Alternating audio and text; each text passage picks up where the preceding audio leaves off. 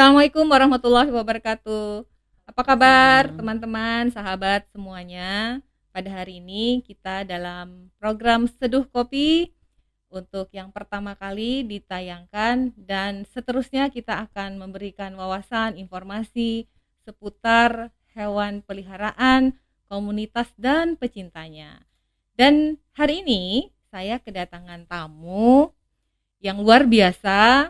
Sebetulnya kami juga sudah diam-diam mengagumi beliau dan alhamdulillah diberikan kesempatan untuk ngobrol-ngobrol lebih jauh, kenal apa sih sebetulnya aktivitas beliau ini, dan berikutnya juga mudah-mudahan bisa memberikan manfaat lebih panjang karena ternyata dalam topik kita nanti ini banyak sekali yang bisa kita berikan dan bisa kita dapatkan juga untuk kehidupan kita di masa pandemi ini.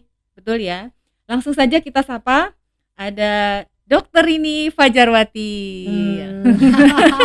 Hore, alhamdulillah. Oke. Kita Gimana lepas Ibu? dulu Mau maskernya ya, lepas biar mau lepas kelihatan aja ya? kecantikannya. Oke. Kecantikannya dokter nih. Maksudnya biar ini ya mengenali ya kalau ketemu keluar ya di luar. Kalau ketemu di luar langsung Iya, bisa langsung sapa-sapa langsung kan. sapa gitu. Oke, kita taruh dulu.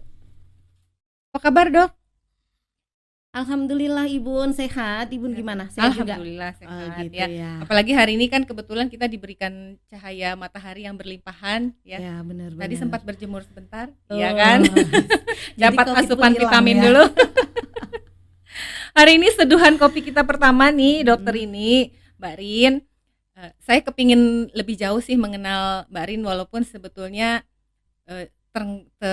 terkagum-kagum juga. Mbak Rin ini Alah. sebetulnya statusnya itu dokter hewan, pengusaha, ibu asuh, atau apa nih? Coba Oke, coba deh, apa Mbak ya Rin. Bun ya? Saya angkat ini dulu deh buat nutupin grogi saya nih. Apa Bun? Aktivitas ya Ibu ya? Kalau Terkait aktivitas dengan sehari-hari ini aktivitas ya. sebetulnya Kalau aktivitas saya sebenarnya saya masih aktif sebagai ASN di Pemprov Kalsel ya. Tetapi kalau profesi saya, itu kan jadi dewe-dewe nih. Nanti jangan dibilangi, oh dokter ini nih ya ASN ya ini. Nah kan harus ada klasternya nih ya. Jadi kalau saya aktivitas saya saat ini masih aktif sebagai ASN di Pemprov Kalsel di Dinas Perkebunan dan Peternakan. oh dinas. Ya. Kalau untuk profesi saya aktif di praktisi dokter hewan khususnya di pet animal. Pet animal. Ya, oke.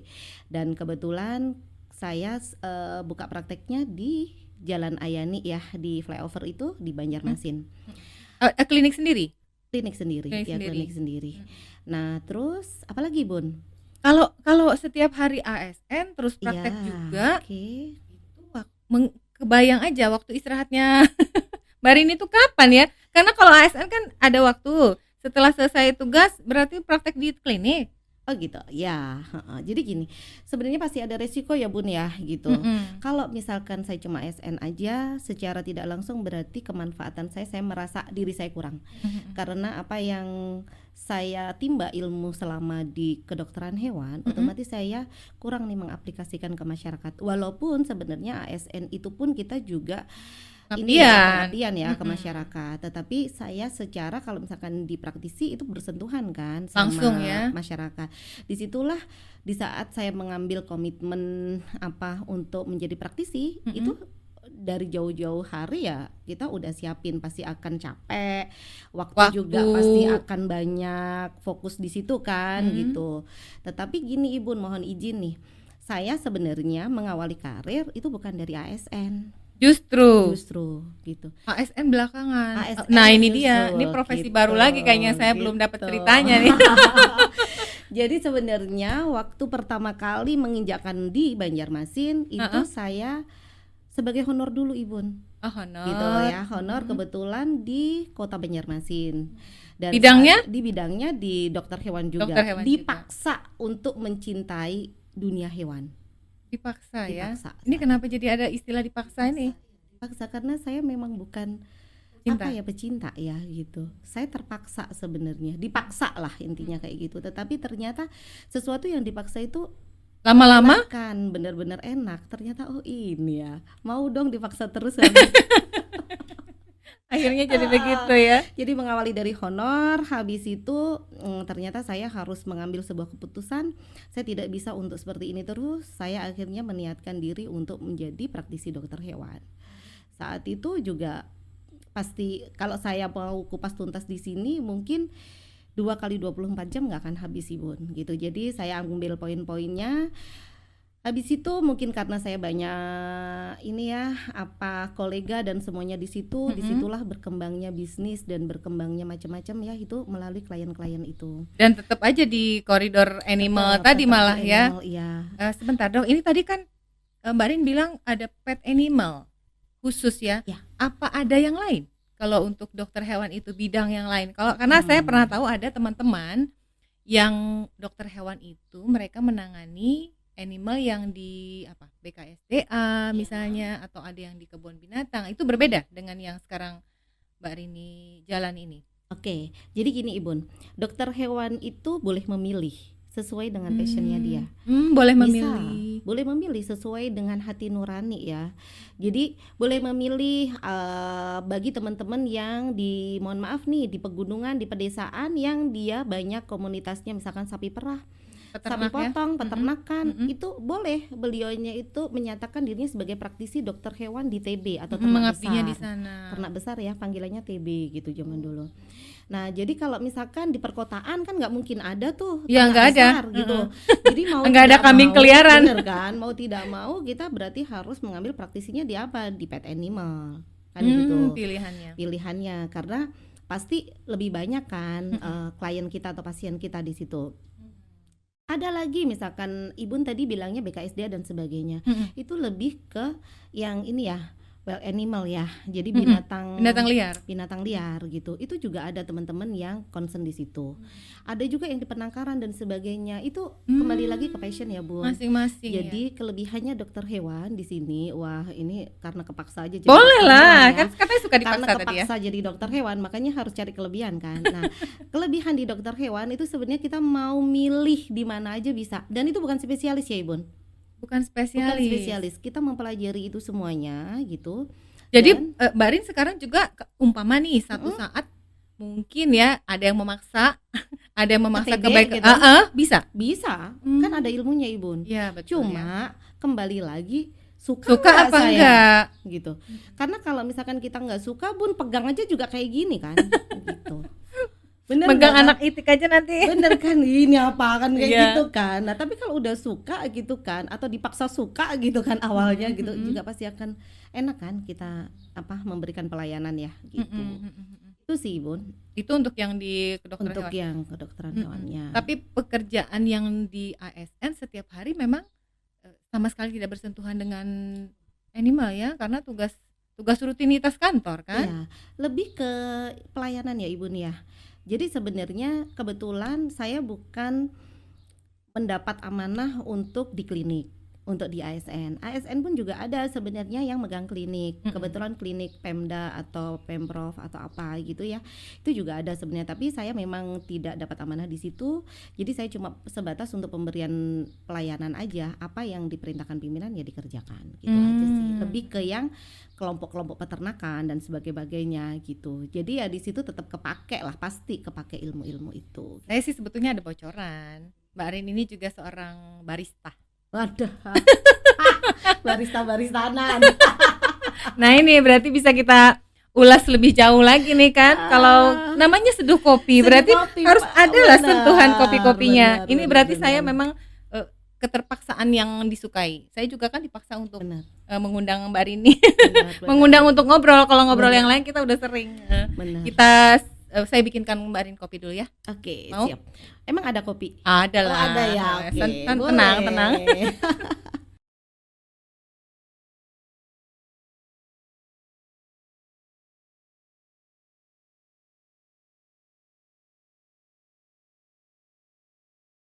Baik, kembali lagi di Seduh Kopi. Kopinya sudah ada, saya sudah hirup, menunggu Mbak Rin juga tuh, masih panas ya. Ini teman setia kita. Dan sahabat yang baru bergabung, Seduh Kopi adalah seputar dunia hewan, komunitas dan peliharaannya. Dan kita lanjutkan nih yang obrolan tadi Mbak Rin. Saya sebetulnya penasaran. Waktu itu Mbak Rin kan pernah cerita, katanya sih saya bisa nih nyampur kopi. Tapi karena waktu itu kita topiknya bukan kopi ya, disimpan aja dalam hati. Ini dari mana ya Mbak Rin nyambungnya ke kopi nih? Sebetulnya dulu dia beneran kuliah dokter hewan gak sih? Atau perkopian? Atau perkopian gitu. Jadi ketemu kopi pertama kali itu di mana sih? Coba diceritakan Mbak Rin. Kalau ketemu kopi memang dari dulu udah pernah ketemu kopi. Tetapi kan kita ada pecinta, ada penikmat kopi kan kayak gitu kan. Saya dulu cuma seneng-seneng aja kopi gitu. Pokoknya buat melek, buat belajar gitu. Akhirnya semakin kesini gitu Bun, saya benar-benar menemukan kedamaian nih di kopi ini gitu. Itu ya? Benar. Luar biasa nih. Ketemu kayak kedamaian. Seakan-akan kalau misalkan kita mau ujian atau apa gitu atau mau belajar sebelum ada kopi pasti saya nggak akan konsen. Gitu. Nah berawal dari situ kayak gayung bersambut kan. Lulus kebetulan saya habis tugas belajar. Yang dulunya di dinas peternakan sekarang kan gabung di dinas perkebunan dan peternakan. Disitulah lagi-lagi saya kalau itu memaksakan diri tetap aja ya, karena saya kata suka dasarnya di dunia paksa. Pemasaran sebenarnya karena saya suka di dunia pemasaran. Akhirnya saya memaksakan diri nih sama pimpinan, gimana mohon izin kalau misalkan saya di bagian itu gitu. Mau tidak mau dong gitu kan. Yang dulunya yang saya harus mencintai dunia kehewanan, yang dunia saya aja belum tentu saya cintai, apalagi ini dunia orang lain kan kayak gitu kan. Nah akhirnya ternyata bener Bun, segala sesuatu itu kalau kita mau belajar pasti bisa, nggak ada kata yang nggak bisa gitu kan. Nah terus akhirnya di kopi itu saya belajar gimana sih dari melihat perkebunan. Mungkin di kampung saya juga dulu ada ya gitu perkebunan kopi gitu, tetapi yang benar-benar kopi itu prosesnya seperti apa sih?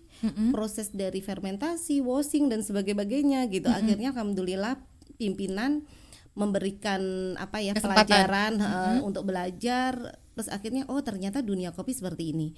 Apalagi sekarang lagi marak banget nih kopi gitu. Iya, kan. lagi viral, lagi booming banget. Sebenarnya ada apa sih di cangkir kopi kok sampai harga 50.000 gitu kan kadang. Apa sih gitu kan.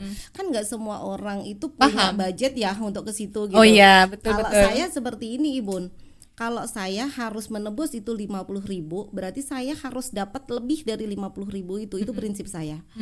Nah akhirnya setiap saya minum gitu, ini pakai ini nih, ini pakai ini nih, ini dicampur ini nih, ini dicampur ini nih gitu kan. Tapi kan nggak langsung bisa kerasa taste-nya ya, kalau bukan gitu. Kalau belum pernah bertemu dengan ahli kopinya. Ya, kalau ini tadi kan karena terkait paham soal kopi, kulturnya, jenisnya aja. Mungkin ya. Akhirnya ini saya bukan disuruh ya, dapat amanah gitu. Ya udahlah buat ngisi salah satu kayak ruang display gitu. Dan kebetulan kenapa nggak di kantor? Di kantor. Kenapa nggak di iniin ya Ibu ya, sajiin kopi dan sebagainya, karena produk kita juga kan gitu, dan produk perkebunan gitu. Produk perkebunan dari dinas sendiri, milik dinas sendiri. Kan ada beberapa. Dari mana itu Mbak? Pertama kali kenal yang ini ada kopinya? Dari Liberica, itu dari Plehari, ada dari Tanjung, kebetulan juga banyak sih Bun gitu. Nah dari situ akhirnya harus bisa nih gitu. Jadi harus belajar yang namanya art coffee itu gimana, yang ngebentuk itu. Iya, gitu. Itu kan lanjutannya. Tapi dari biji kopi di kebun, terus diolah, mengolah dan lain-lainnya itu Mbak Rin juga belajar sampai ke situ juga? Cuma sebatas melihat dan belajar aja ya. Tetapi lebih ke yang selalu berdiskusi sama teman-teman anak-anak muda yang barista-barista itu. Dari situ akhirnya ya. kepo. Akhirnya setiap Sabtu Minggu gitu kan, dulu kita selalu nongkrong sama barista-barista gitu. Jadi taste-nya kopi itu gimana sih? Rasanya nyoba. Yang flower itu gimana? Rasanya yang ini kok yang ada rasa buah-buah gimana sih gitu-gitu. Saya dulu juga minum kopi aja Bun gitu. Akhirnya belajarnya dari teman-teman ini ya, teman-teman barista gitu. Jadi bukan barista ya Bun, tolong digarisbawahi. Oh iya, bukan barista, ya. Cuma tukang seduh kopi gitu. Tukang seduh kopi. Ternyata sekarang masuk ya. Kan. Masuk di acara ini seduh kopi jadinya. Gitu. Itu yang barista. Dokter hewan, ASN, sudah 3 nih, ya kan? Kalau diulik-ulik yang lain nggak selesai satu sesi kita ya. Tapi Mbak Rin, saya penasaran. Ada satu hal yang saya betul-betul garis bawahi di Mbak Rin ini. Selain beliau ini cerdas. Aduh. Karena penelitiannya juga membuat kami sadar bahwa ada loh potensi di Kalimantan Selatan ini yang go internasional, dan nggak banyak orang yang peka soal ini. Tapi Mbak Rin yang basicnya bukan orang Banjar gitu ya, kok bisa dapet gitu. Itu satu hal. Yang lainnya adalah saya baru tahu klinik Mbak Rin tuh ternyata orang-orang yang terlibat di sana nggak sedikit. Saya nih baru berpikir cari admin tuh maksimal 2 orang aja udah berasa banyak ya. Ini tadi saya tanya, ya kalau hari ini 6 orang, kalau yang hari lain ya bisa 8 orang. Itu dari mana aja tuh Mbak Rin? Aduh, saya tuh bingung Bun kalau disuruh ini ya, disuruh mereka datang sendiri Bun. Saya nggak pernah cari orang. Alhamdulillah Tuhan memberikan apa ya, tahu-tahu ngedatengin mereka gitu. Tahu-tahu jadi keluarga baru. Sudah berapa tahun ini? Alhamdulillah awet-awet ya anak-anak itu ya. Nggak tahu. Ada yang 12 tahun. Nggak pakai formalin kan ya? Nggak pakai formalin. Cuma Kak. Jadi kan 6 orang ini sip-sipan. Coba Mbak Rin ceritakan. Kliniknya buka jam berapa? Terus apa saja yang dilayani di sana, ya kan? Tenaga ini punya basic apa? Karena tadi saya dengar ada juga yang bukan dari perawat, padahal mereka kan kerjaannya kalau di klinik itu minimal sudah perawat gitu. Jadi gini Ibun, di klinik saya sendiri itu kan kebetulan ada pet shopnya, ya, dimana pet shop itu menjual makanan anjing, kucing dan hewan lainnya. Yang kedua di situ juga ada jasa kayak penitipan hewan baik sehat maupun yang sakit gitu. Nah, ada juga di situ salon kucing atau salon anjing. Ya kebetulan ini juga mau ada rilis salon anjing gitu. Ada juga di situ pelayanan kesehatan hewannya. Nah, otomatis orang-orang itu harus menempati sesuai dengan porsi mereka masing-masing. Di situ tadi kalau misalkan anak-anak saya yang dia bergeraknya di bidang kesehatan hewan atau yang membantu saya mendampingi saya dan dia untuk merawat hewan-hewan yang sakit, tentunya dia basicnya juga harus perawat kesehatan hewan. Dan kebetulan itu murid-murid saya dulu yang di Senakma ya kebanyakan. Ini salah satu promosi juga bahwa di sini ada sekolah kejuruan di kesehatan hewan khususnya di Plehari sana. Nah, jadi mereka dikirimkan Tuhan untuk menjadi anak yang saya mengabdi selama di Banjarmasin menjadi anak saya ya gitu. Terus kebetulan ada juga dikirim dari berbagai lulusan ya, ada yang lulusan SD, ada yang lulusan SMP, ada yang lulusan SMA. Intinya di saya cuma satu, siapapun yang mau berkembang bersama ayo. Siapapun mau yang masih kepingin sekolah ayo. Asal masih punya keinginan untuk sekolah ya ayo kita bareng-bareng. Bukan berarti dokter ini berarti mempekerjakan orang yang di bawah umur dong. Enggak, mereka orang-orang yang sudah gede-gede, anak-anak yang sudah gede, sudah 17 tahun dan sebagainya. Beliau juga bisa, anak-anak itu juga bisa kita kejar paket apa. Yang penting gitu. pendidikan mereka formal dapat, tapi mereka gitu. juga bisa mengabdi di klinik. Buka dari jam berapa sih? Dari jam 8 sampai jam 11 itu secara ini ya. 11 apa nih? 11 malam secara tulisan maksudnya. Itu klinik atau supermarket ya? Secara tulisan Ibu itu, tapi terkadang sampai lewat jam ya? Sampai jam 1 kadang. Marin masih lakukan operasi? Masih. Oh gitu. Tapi anak-anak yang di sana ada yang bisa mengambil alih nggak? Tidur di sana. Mengambil alih tugas nggak boleh dong. Oh nggak boleh ya. Saya harus ada di situ. Kalau dia asistenin iya. Gitu. Untuk sementara ini semua memang sekalipun banyak operasi kecil gitu? Iya, saya enggak. Full di Tetap full. Mbak Rini ya. Kecuali memang yang mohon maaf ya, kita ada bagi Mbak, ada yang profesional, ada yang non profesional nih. Maksudnya dalam artian yang profesional yang memang dia memang benar-benar bayar. Jahitnya pakai laser, yang satunya jahit pakai benang gitu kan, pakai gigi. Nah, satunya itu yang bagi teman-teman yang membawa kucing-kucing yang dia tidak ada budget untuk ke situ ya. Kalau memang mau dibantu sama para medis saya monggo gitu. Untuk kucing-kucing liar ya gitu. Itu tindakannya yang saya tahu ya, karena kami juga pecinta kucing, juga ada kucing di rumah ya. Kok ini tumben gak ada suaranya Marin? Gitu. Tadi sudah ada ya suaranya ya, back soundnya. Kan biasanya nih yang umumnya vaksin itu harus dokter. Harus dokter. Terus yang kedua steril. Ya kan yang umumnya, atau mereka ada sakit ya, tindakan itu ya yang ada di klinik Marin. Ada juga ada yang istimewa nggak di sana? Istimewa sih ya, sekarang dulu banyak KB ya, sekarang saya udah lumayan mengurangi KB gitu. Mengurangi tindakan KB. Kecuali beliau memang memaksa banget gitu, tetapi kita selalu jelasin nih di depan gitu. Tindakan KB ini yang mana Mbak Rin? Kan banyak yang kucing-kucing yang steril bukan? Bukan dong. Oh enggak termasuk itu. Pakai obat KB. Oh pakai obat KB. Pakai obat KB. Oral tapi ya? kita enggak suntik, injek. Oh, suntik. Tapi Berjadwal bulanan. iya kayak manusia juga. Kayak manusia Oke. juga. Itu saya excited banget loh. Karena anak-anak kami nggak ada yang di KB. Kalau steril ada. Kebayangnya kan kalau ke dokter hewan kami dulu pernah itu paling infus. Terus karena ada pengalaman ada kucing yang prostat, nah mereka pasang selang, Kateter, kateter. Habis itu ada Paling pembedahan-pembedahan vitamin. kecil, Iya. vaksin paling itu ya.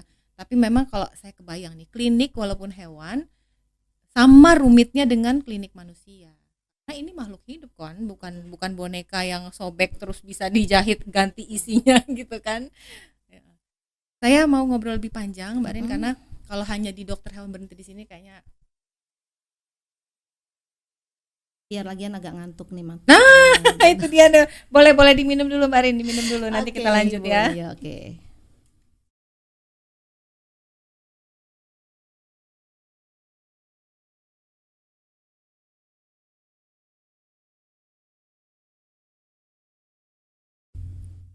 Ya, gimana Mbak Rin kopinya? Enak. Enak.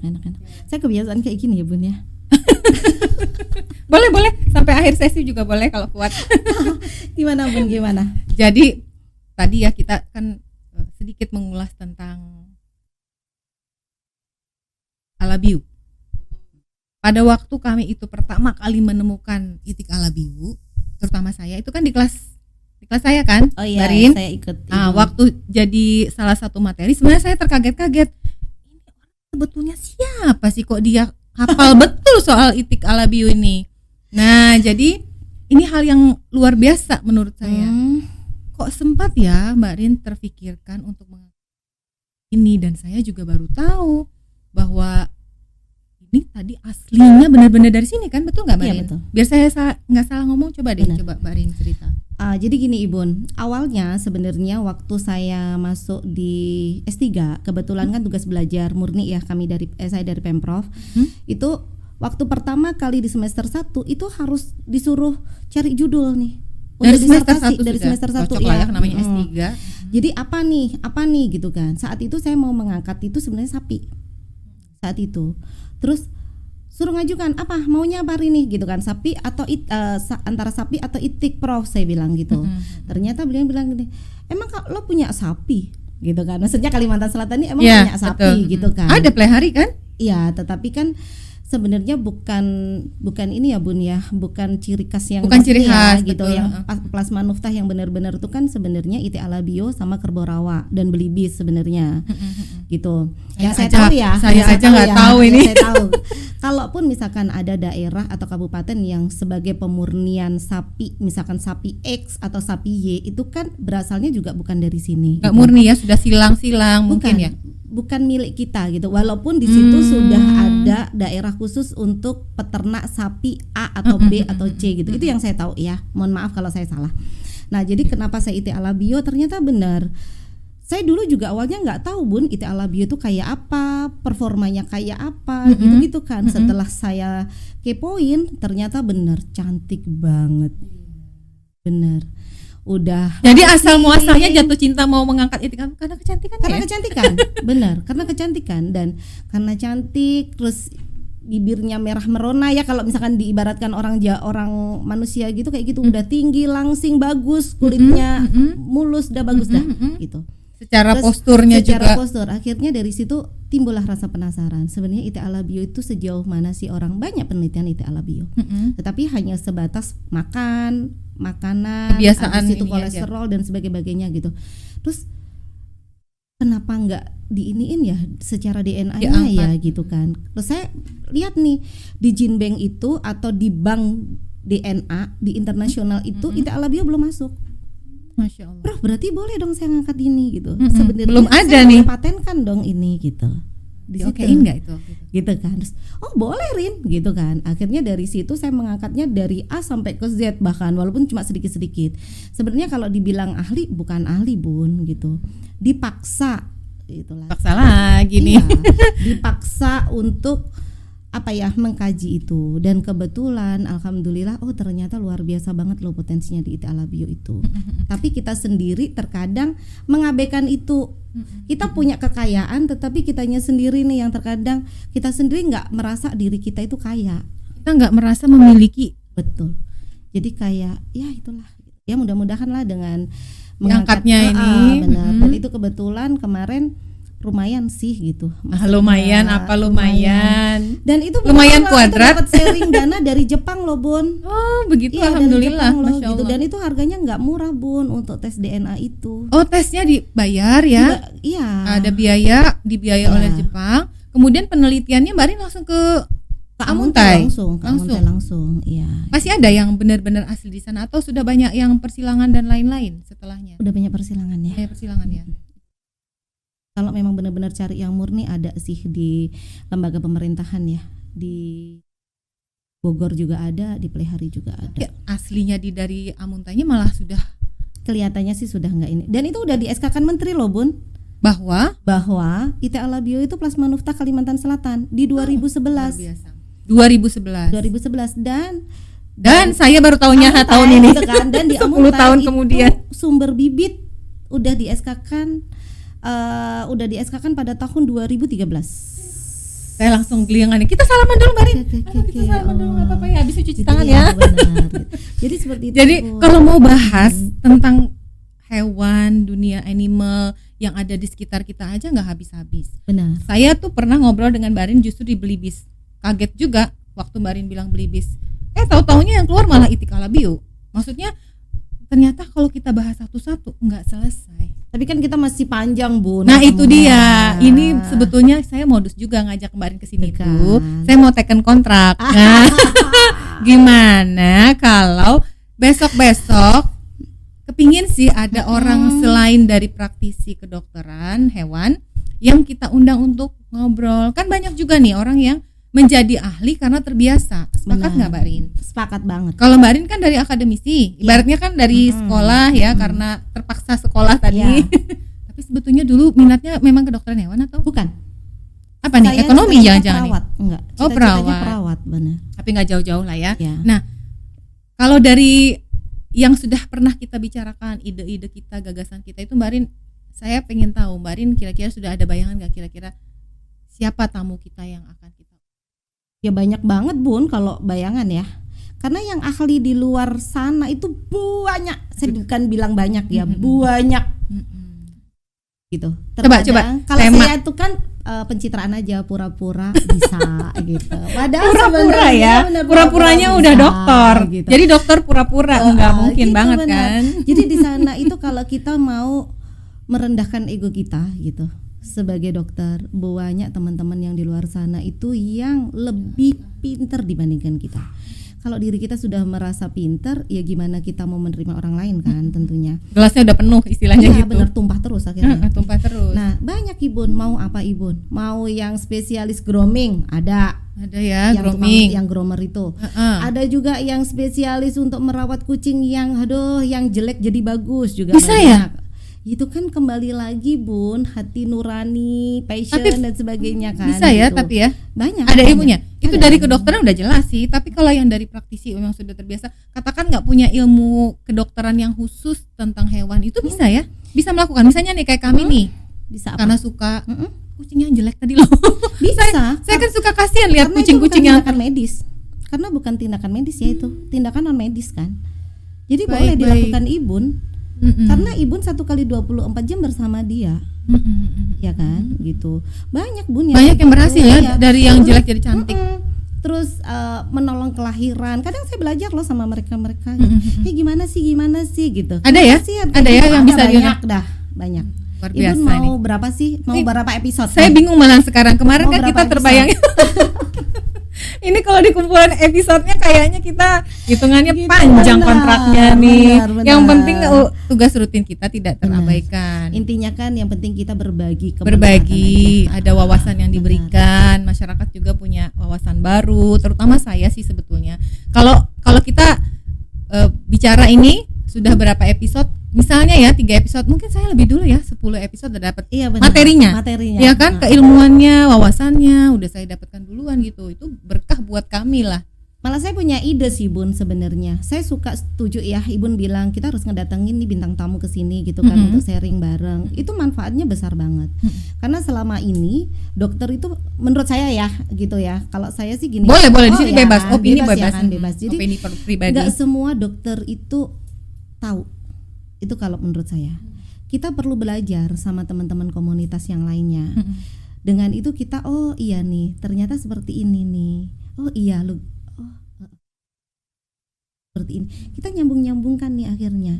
Saya setuju banget karena nggak semua di dokter itu, terutama saya ya, apa yang saya sampaikan itu benar gitu.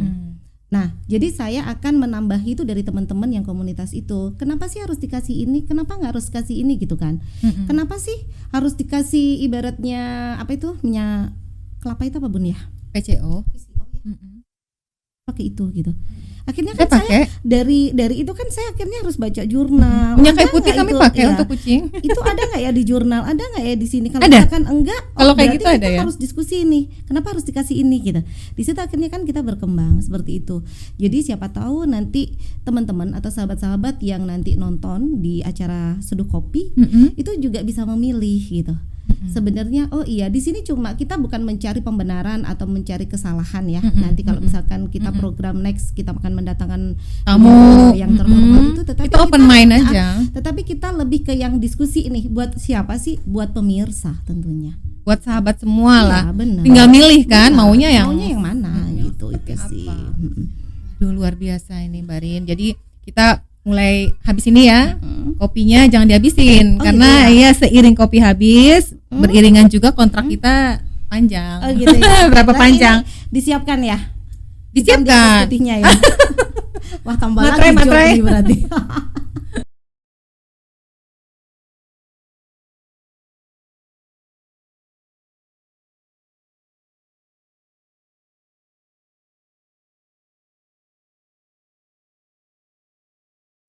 Terima kasih Mbak Rin, alhamdulillah hari ini saya banyak dapat wawasan baru. Kalau sahabat baru udah jelas, ya kan. Dan kayaknya kita bakalan panjang ya berikutnya ya. Allah. Mudah-mudahan dimudahkan dan tema-tema berikutnya segera kita susun. Baik sahabat Seduh Kopi, demikian yang bisa kami berikan kepada sahabat obrolan kami walaupun sambil ngopi, sambil ketawa-ketawa, tetapi inilah tidak sekedar obrolan tetapi juga memberikan wawasan. Kita open mind lah, banyak sekali sebetulnya hal-hal seputar hewan peliharaan, juga di peternakan, bahkan mungkin di bidang lain yang kita sebetulnya nggak tahu. Kalau kita tidak berusaha mencari ya mungkin tidak akan mendapatkan. Berikutnya kami berjanji sesuai dengan yang disampaikan oleh Dr. Rini Fajarwati akan mengundang beberapa tamu-tamu terkait topik-topik seputar dunia hewan, komunitas, dan peliharaannya. Terima kasih atas perhatiannya, semoga bermanfaat. Sampai jumpa. Sampai jumpa. Kita habisin dulu kopinya.